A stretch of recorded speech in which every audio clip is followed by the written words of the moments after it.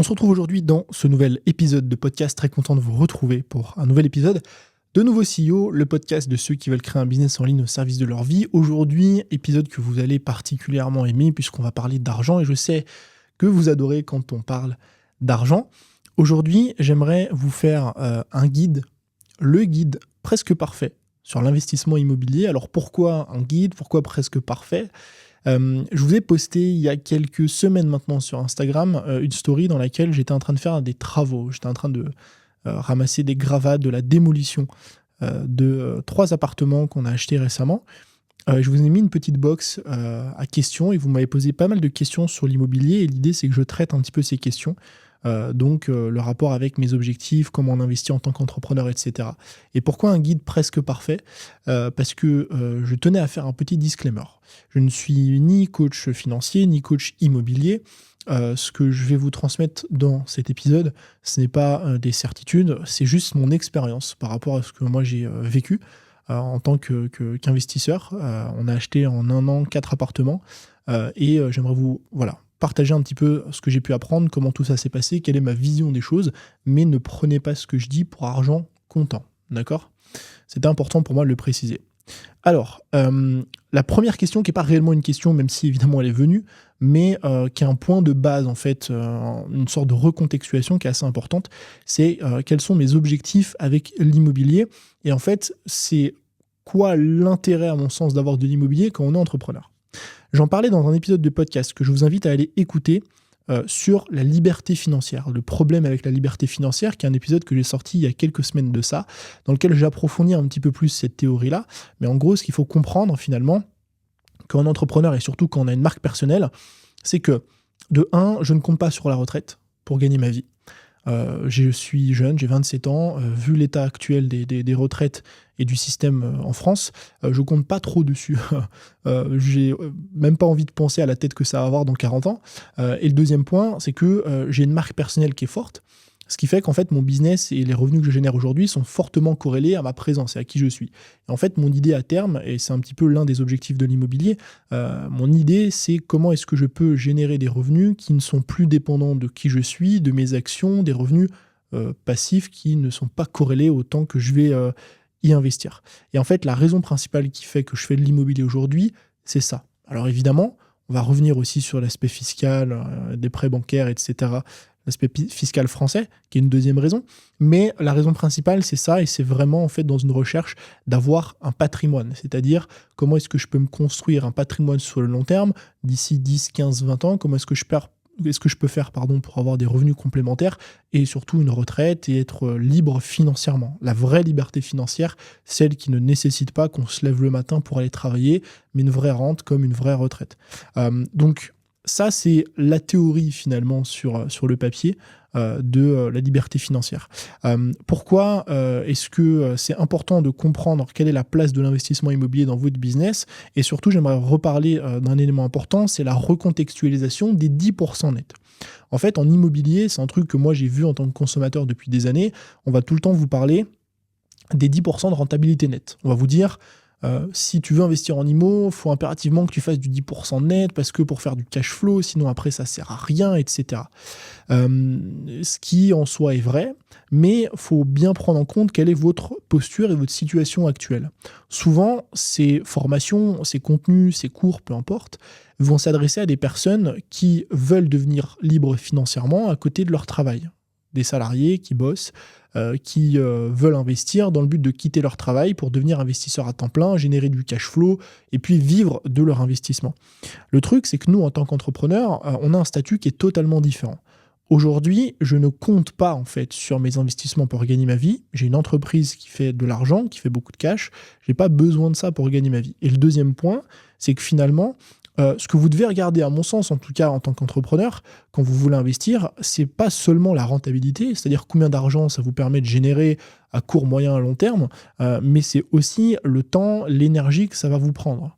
Et en fait, moi, à titre personnel, et on va revenir aussi dessus un moment, à titre personnel, je préfère couper ma rentabilité légèrement. Évidemment, le but, c'est pas d'acheter des trucs qui vous coûtent tous les mois, mais je préfère couper légèrement ma rentabilité de quelques pourcents pour protéger mon temps. Pourquoi ? Parce qu'aujourd'hui, ce temps-là, il est beaucoup plus rentable dans mon business. je vais gagner beaucoup plus d'argent à investir du temps dans mon business, parce que mon business fait à peu près 300% par an, que essayer de gratter quelques pourcentages de rentabilité sur un bien, essayer de gratter 50, 100 euros par mois et y passer du temps, de l'énergie, etc. Donc, pour tout le contexte de cet épisode, vous devez comprendre quelle est votre situation. C'est pour ça, à mon sens, qu'il ne faut pas hésiter à déléguer, qu'il ne faut pas hésiter à travailler avec d'autres personnes, à s'associer aussi, parce qu'en fait, ce qui amène le plus de plus-value, vous, dans votre quotidien, c'est votre entreprise. Et en fait, si demain, je coupe 5 ou 10 000 euros de mon budget pour faire appel à un chasseur, on va revenir aussi sur le sujet, qui me trouve mon bien, et ben en fait, ça va être beaucoup plus intéressant pour moi parce que cet argent, je le génère beaucoup plus rapidement dans mon business. Donc, vous devez comprendre un peu tous ces mécanismes-là et le fait qu'en fait, investir quand on est entrepreneur, qu'on a un business, surtout un business de service qui fait du cash avec beaucoup de marge, bah en fait, c'est pas du tout les mêmes stratégies que quand on est salarié et qu'on est prêt à passer des centaines d'heures dans les travaux pour essayer de sortir 1 ou 2% de rentabilité nette tous les mois. D'accord ? Donc, mon objectif, en fait, avec l'immobilier, c'est ça. C'est d'arriver à me construire à terme un patrimoine, profiter finalement de ma situation actuelle pour investir et prendre ma retraite. Ça ne veut pas dire que je vais arrêter de bosser, mais encore une fois, avoir la possibilité de prendre ma retraite dans quelques années. Donc, la première vraie question qu'on m'a posée, c'est à partir de quand est-ce qu'on peut investir en tant qu'entrepreneur ? Alors, le fait est que on va vous dire un peu tout et son contraire sur Internet. On va vous dire que, en fait, il faut 3 ans d'entreprise, il faut ci, il faut ça. Moi, je pense que, évidemment, comme tout, il n'y a pas de règle universelle. Il n'y a pas un moment, une date à partir de laquelle c'est bon, ça y est, on peut aller voir les banques, on peut faire ci, on peut faire ça. Je pense que là, finalement, le critère principal, c'est d'être dans une bonne situation financière. Une bonne situation financière, c'est quoi ? C'est une situation financière dans laquelle vous gagnez bien votre vie. Okay ? C'est-à-dire que si vous faites 500 euros par mois, même si vous avez 3 ans d'ancienneté avec votre business, mais que vous faites 500 euros par mois ou 1000 euros par mois, en fait, votre ancienneté va compter pour du beurre, parce que finalement, vous ne gagnez pas assez. À l'inverse, si vous faites 3000 euros par mois, mais que vous êtes lancé depuis 2 mois, il n'y a pas assez non plus d'ancienneté pour juger d'une certaine stabilité. Donc, pour moi, la règle, elle est plutôt de se dire, OK, est-ce que j'ai une situation financière qui est stable ? C'est-à-dire que je génère suffisamment de revenus et j'ai suffisamment d'ancienneté pour montrer finalement aux banques que c'est le cas. Donc, je pense que à partir d'une année, sans doute, encore une fois, ce que je dis à prendre avec des pincettes, mais bon, peut-être à partir d'une année où vraiment vous avez une situation qui est stable, vous gagnez bien votre vie, vous pouvez commencer, à mon sens, à aller démarcher, aller voir des banques. Je pense qu'il faut sortir un peu de la peur de ce refus-là, de se dire en fait, ça y est, c'est la fin du monde, les banques m'ont pas accepté, m'ont refusé et tout. Il y a beaucoup de personnes qui ont peur de ça, il y en a qui vont pas investir pendant 1 an, 2 ans, 3 ans, parce qu'ils vont se dire « Ah non, mais je suis pas dans la bonne situation, on va pas me prêter, je sais pas quoi, etc. » qui font des suppositions. Le problème des suppositions, c'est que quand on les confronte pas avec le terrain, ça reste que des suppositions et des hypothèses. Alors que ça se trouve, dans la réalité des faits, ça fait 1 an que vous auriez pu emprunter, mais vous ne l'avez pas fait par peur justement d'essuyer un refus ou plusieurs auprès des banques. Et vous vous êtes dit, OK, je vais attendre encore 1 an parce qu'on a dit que c'était uniquement à partir de 3 ans qu'on pouvait emprunter en tant qu'entrepreneur, etc. Donc je pense vraiment, après avoir, moi, vu de mon côté, plein de situations, être aussi dans des groupes et des formations d'entrepreneurs, d'investisseurs, dans des situations totalement différentes. Il y en a pour qui, acheter, c'est très compliqué, même après plusieurs années du salariat. Il y en a pour qui c'est très facile. Ça dépend énormément des situations, des banquiers et des biens. Moi, je pense qu'il y a une règle, c'est qu'à partir du moment où vous estimez avoir une situation financière stable, correcte, allez-y. Et au pire, qu'est-ce qui se passe ? Vous faites refuser. Et c'est tout. Je veux dire, au pire, vous faites refuser. Au mieux, on vous accorde un crédit et vous pouvez acheter. Donc, moi, je pense que, évidemment, le faites pas après, vous êtes lancé au bout d'1 mois. Le faites pas non plus si vous gagnez 500 euros par mois. Mais juste, n'ayez pas peur d'essuyer des refus, d'avoir des refus. Parce qu'en fait, au bout, finalement, si ça passe, eh bien, il y a énormément de choses positives. La deuxième question qu'on m'a posée, c'est est-ce que c'est un statut particulier pour acheter ? En gros, via quel statut tu as acheté ? Est-ce que tu as acheté au travers de ton entreprise, de ton perso, etc. On va revenir sur l'aspect un peu plus fiscal à la fin, mais actuellement, tous les appartements qu'on a achetés ont été achetés en personnel. C'est-à-dire qu'on a fait des crédits personnels et non pas avec les sociétés. Il faut savoir qu'aujourd'hui, vous avez plein de possibilités pour acheter. Il y en a 2 qui sont très connues. La première, c'est d'acheter en nom propre, c'est-à-dire seul, soit avec son nom, son crédit, etc., qui fait que ça va engager vos finances personnelles, ça va engager vos impôts personnels aussi.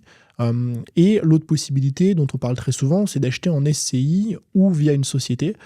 Et donc là, c'est plus trop finalement votre argent, entre guillemets, mais plutôt l'argent de la société que vous avez généré et l'argent de la société que vous allez engager. Moi aujourd'hui, et pour avoir échangé un petit peu autour de moi, il est quand même souvent recommandé, et c'est ce qu'on a fait nous, d'acheter d'abord en perso au maximum. Pourquoi ? Parce que comme ça, les appartements vous appartiennent, c'est aussi plus simple au début, et l'idée c'est, en tout cas, à mon sens, maximiser son endettement et ses achats en perso, et à partir du moment où vous commencez à être un peu limité en perso, bloqué, vous sentez que ça commence à poser un peu problème, eh bien vous tournez vers d'autres types justement d'achats, notamment si vous pouvez acheter en société. Après, il y a tout un système où on peut faire remonter l'argent de la société de formation vers une holding, puis redescendre vers une SCI pour acheter avec l'argent de la société en SCI. Enfin bref, il y a plein de montages comme ça qu'on peut mettre en place. Pour l'instant, les montages, on n'en a pas eu besoin parce qu'on peut continuer à acheter en perso. Et moi, je pense qu'à partir du moment où en perso, ça reste intéressant, autant continuer à acheter en perso. Et l'autre élément aussi qui est assez important, c'est que si jamais vous commencez à être bloqué en perso et que vous ne voulez pas forcément investir en société pour le coup, enfin, en tout cas pas pour tout de suite, vous pouvez très bien vous associer et acheter en indivision. Pourquoi ? Parce que ça répond aussi à une problématique qui est très récurrente chez les entrepreneurs, qui est de se dire finalement, moi aujourd'hui j'ai peut-être pas les finances pour acheter tout seul, je vais m'associer, je vais acheter en indivision, on va acheter à plusieurs, et c'est ce qui fait que avec un salaire un revenu en tout cas de 1500, 2000 euros seul, si on s'associe avec différentes personnes, 2 personnes, 3 personnes, on peut acheter de suite des trucs un peu plus intéressants, un peu plus gros. Donc n'hésitez pas aussi, comme en entrepreneuriat, à travailler avec d'autres personnes, à vous associer, à déléguer pour pouvoir aller plus loin et pour pouvoir aller plus vite. La question suivante qui est revenue, c'est comment est-ce que vous avez fait des achats aussi rapprochés ? Donc on a acheté 2 appartements, on a acheté un premier appartement l'année dernière en janvier 2023, on en a acheté un deuxième là en fin d'année, on a signé en fin d'année 2023, début 2024, un appartement de 165 mètres carrés qu'on va diviser en 3 appartements, donc ce qui fera au total 4 lots. Et donc, c'est écoulé 1 an entre les 2 opérations. C'est assez rapide. Nous, on a un objectif actuellement d'acheter 1 lot par an. Donc, un lot, ça peut être un appart ou un appart qu'on va diviser en plusieurs appartements, mais faire un achat immobilier par an. Donc, on s'est dit à horizon de 10 ans, ça fait 10 lots, à 20 ans, 20 lots et plus si on commence à accélérer. Comment est-ce qu'on a fait pour acheter aussi rapidement ? Je pense que, de 1, on avait envie d'acheter. Je pense que c'est pas magique, même si on a délégué beaucoup de choses, il faut avoir envie d'acheter parce qu'il faut quand même aller visiter les biens, il faut envoyer les dossiers, il faut remplir les documents, il faut aller chez le notaire, il faut faire les visites, il faut faire les trucs. Donc si vous n'avez pas cette envie-là de construire cette indépendance, cette envie-là de construire du patrimoine, cette envie-là d'acheter, d'avoir la retraite, la liberté financière et tout ce qui va avec, vous n'aurez pas forcément l'envie d'acheter. Parce qu'on va revenir aussi juste après sur la rentabilité notamment des biens, mais il faut comprendre que si vous achetez des biens rentables, ou vous voulez acheter des biens rentables, il n'y en a pas non plus partout, tout le temps, donc ça inclut d'aller faire beaucoup de visites. L'année dernière, on a dû faire, je crois que l'année dernière, sur le mois de mémoire juin-juillet, j'ai dû faire moi une 20aine de visites sans doute, juste sur 1 mois ou 2, il me semble. Donc voilà, il faut appeler beaucoup de personnes, etc. Donc ça demande beaucoup d'investissement quand même si on délègue un peu le travail. Donc je pense que le premier critère, c'est vraiment d'avoir cette envie d'acheter. Le deuxième critère qui nous a permis d'acheter rapidement, c'est qu'on a des bons dossiers. Les bons dossiers, c'est 2 choses, à mon sens en tout cas, selon mon expérience. Premièrement, c'est votre situation financière, c'est-à-dire quels sont vos revenus, depuis combien de temps vous êtes en place et tout ce qu'on a déjà énuméré précédemment. Mais le deuxième point, c'est surtout comment est-ce que vous gérez votre argent. parce que une banque, ça reste une banque, un banquier, ça reste un banquier. Le banquier ne va pas prêter à quelqu'un qui dépense son argent n'importe comment tous les mois. Il va prêter plutôt à une personne qui a une bonne épargne, qui gère bien ses finances, à qui il reste de l'argent tous les mois, qui a une épargne de précaution et toutes ces choses. Donc même si vous gagnez très bien votre vie, si vous gagnez 5 000 euros par mois, mais que vous dépensez les 3/4 et que vous faites n'importe quoi avec votre argent, que vous n'avez pas d'épargne de précaution, que vous n'avez pas d'argent de côté, forcément votre dossier va être moins bon. Qui dit dossier moins bon dit que les banques vont sans doute moins vous prêter. Donc c'est aussi quelque chose sur lequel il faut faire attention. Moi, j'ai la chance, je ne sais pas si c'est une chance, mais en tout cas, c'est un trait de personnalité, d'être très économe. C'est-à-dire que c'est pas que je suis économe parce que j'ai pas envie de dépenser d'argent. Je me fais plaisir dans la vie, c'est juste que je n'aime pas les choses matérielles. Voilà, je vis avec une paire de chaussures, un short et 2 t-shirts depuis des années.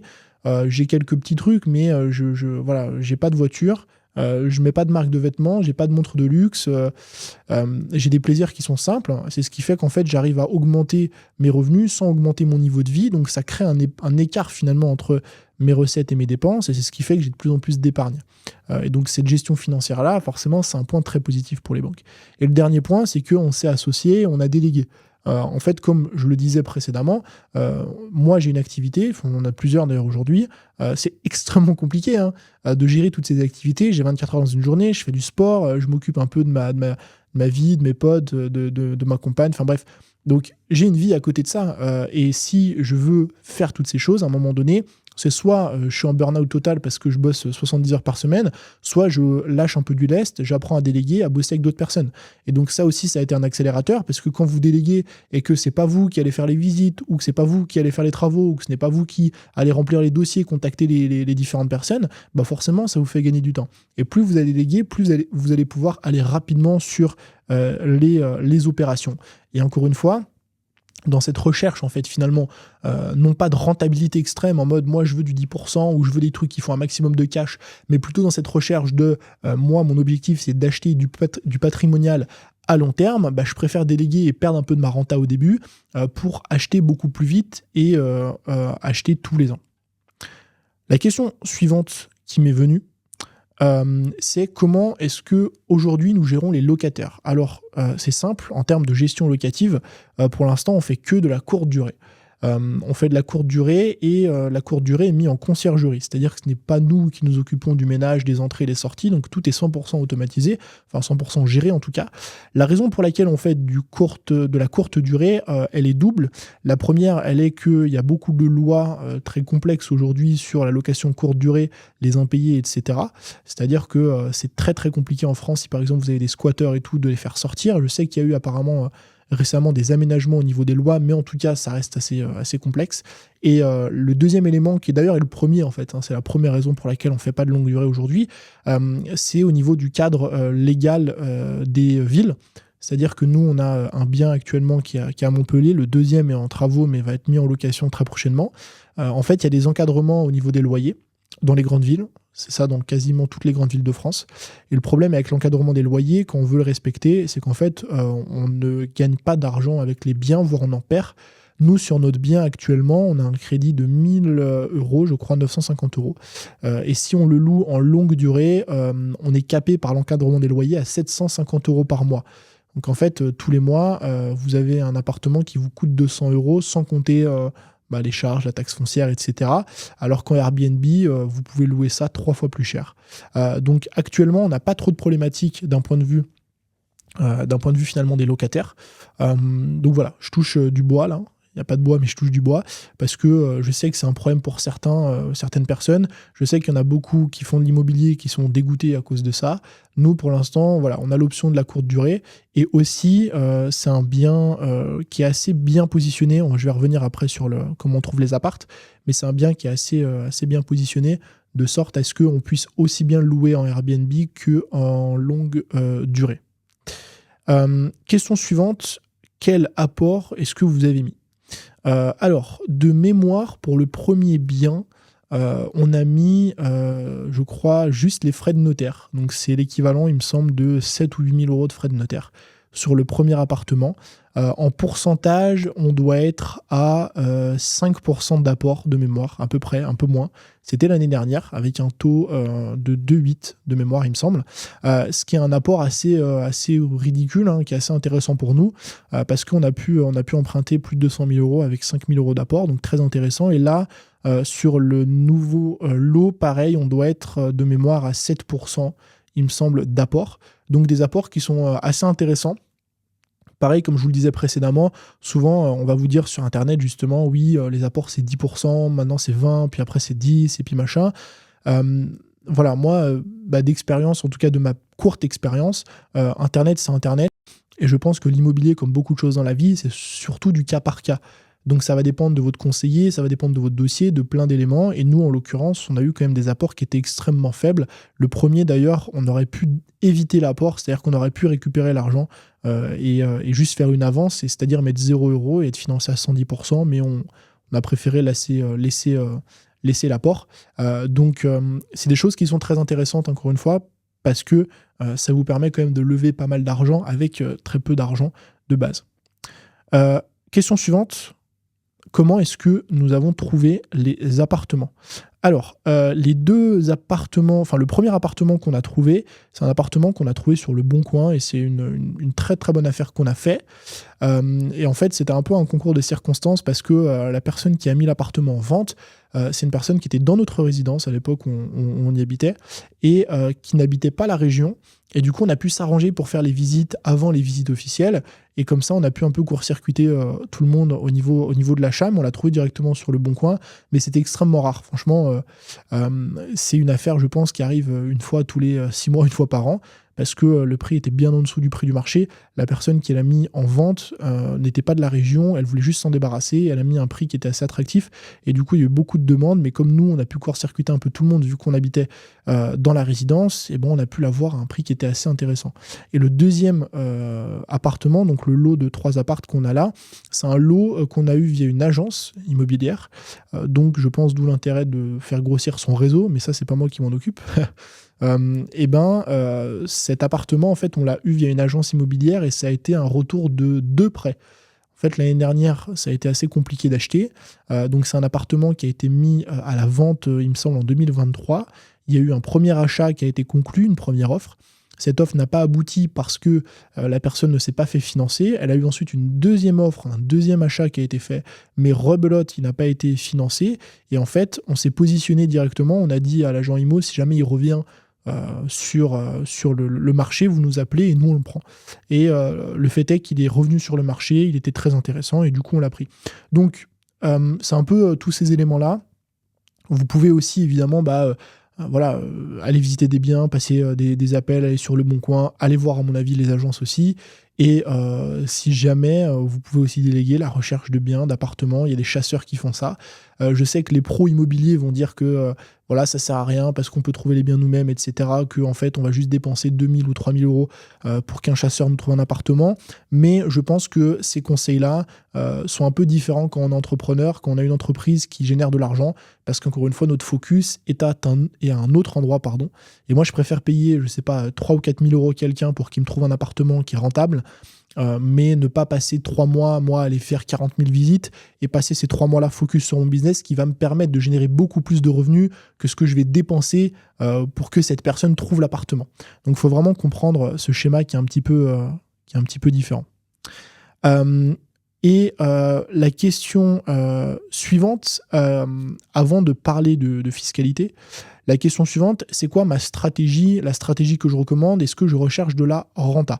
Donc, j'ai déjà un peu traité les différents éléments, en gros que moi, aujourd'hui, le focus principal, c'était mon business, que j'étais prêt à perdre 1 ou 2% de rentabilité nette pour finalement avoir un bien, parce que moi, en fait, ce qui m'intéresse, c'est surtout le patrimoine, et pour me concentrer sur mon business. Maintenant, évidemment qu'on cherche toujours des trucs qui sont rentables. Pourquoi ? Parce que l'idée, même si c'est pas de se faire de l'argent tous les mois avec du cash flow qui tombe comme ça, l'idée, c'est quand même d'avoir des choses qui prennent en valeur dans le temps et dans la durée, et l'idée, c'est quand même d'avoir à terme une plus-value et des biens qui sont intéressants. Et donc nous, ce qu'on va faire, même si on va pas chercher la rentabilité extrême, comme certains peuvent le faire, on va chercher quand même des biens qui sont rentables, qui sont bien placés, et surtout, on va essayer de faire des biens qui sont patrimoniaux. Des biens patrimoniaux, c'est quoi? C'est des biens qui auront plus tendance à prendre de la valeur sur la durée et prendre de la valeur lors de la revente, parce que c'est des beaux biens, c'est des biens qui sont recherchés, c'est des biens qui sont bien placés, parce que, encore une fois, nous, notre objectif, c'est même pas tant de faire de l'argent en locatif, mais plutôt de faire du patrimoine. C'est pour ça qu'on va chercher, là, on a acheté un appartement haussmannien, parce qu'on sait que c'est un bel appartement, c'est un appartement qu'on a payé quasiment 2 fois le prix du marché en locatif, mais on sait que c'est un appartement qui va s'adresser en tout cas à une autre clientèle, et qui a un appartement qui est beaucoup plus patrimonial parce qu'il est extrêmement bien placé.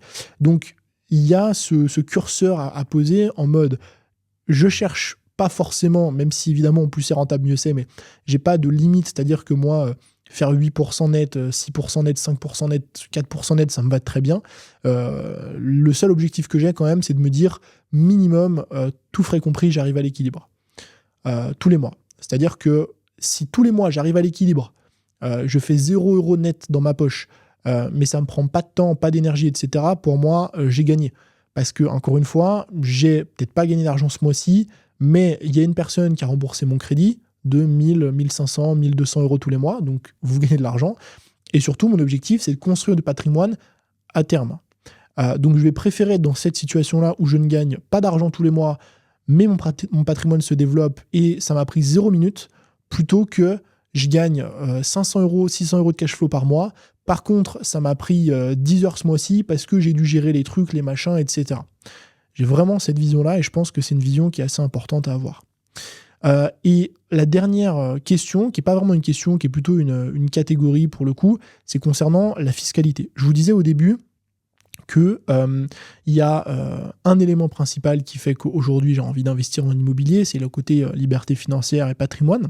Mais il y a un autre élément en fait, qui est finalement l'imposition en France. L'imposition et la fiscalité en France, c'est un vrai débat. Ça fait mal, ça fait extrêmement mal. Mais je pense qu'il y a 2 choses importantes à comprendre. La première, c'est que si on est suffisamment bien armé, on a des moyens d'optimiser un petit peu ces frottements fiscaux et d'éviter un petit peu de se faire taper dessus. Alors ça ne veut pas dire qu'on sera à 0 impôt.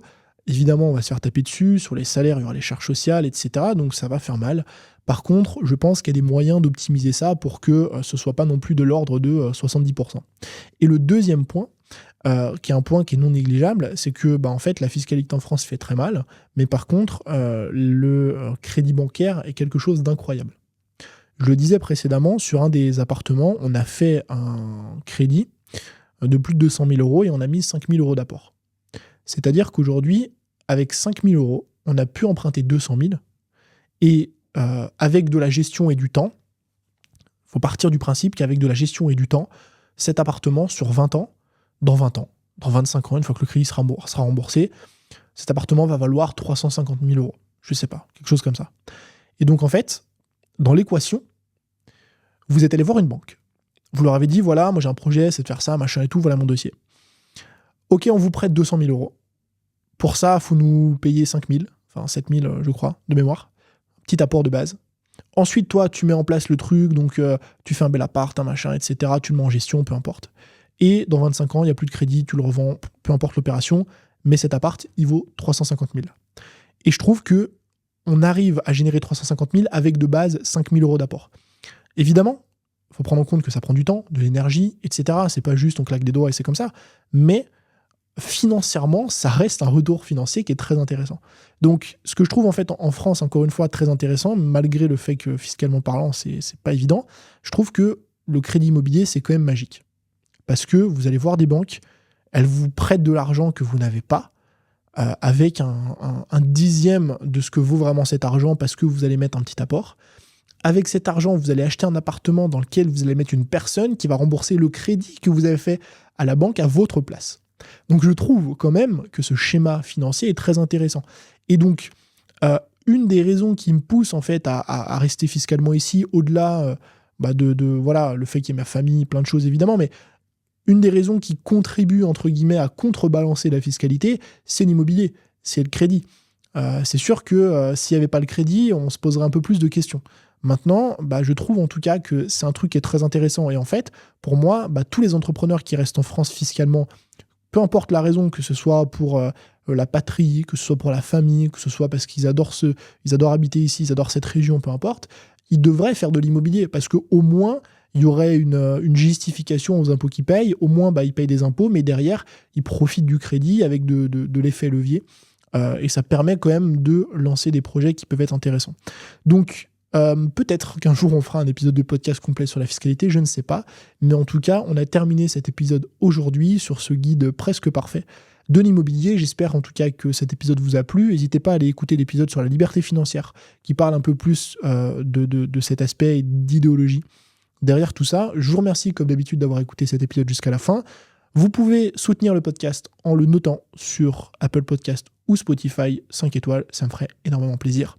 Je vous dis à très bientôt pour un nouveau contenu. C'était Tony. Ciao.